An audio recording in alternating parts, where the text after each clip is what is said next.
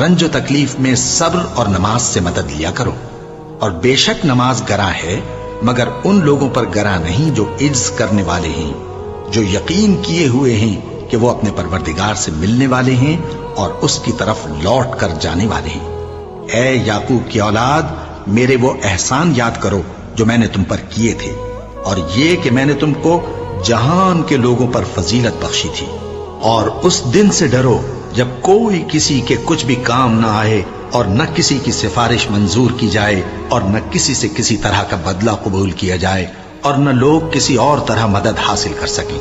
اور ہمارے ان احسانات کو یاد کرو جب ہم نے تم کو قوم فرعون سے نجات بخشی۔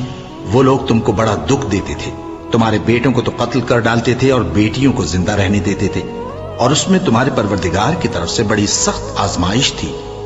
اور جب ہم نے تمہارے لیے سمندر کو پھاڑ دیا، پھر تم کو تو نجات دی اور فرعون کی قوم کو غرق کر دیا، اور تم دیکھ رہے تھے۔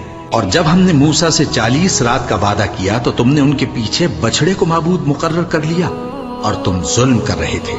پھر اس کے بعد ہم نے تم کو معاف کر دیا تاکہ تم شکر کرو۔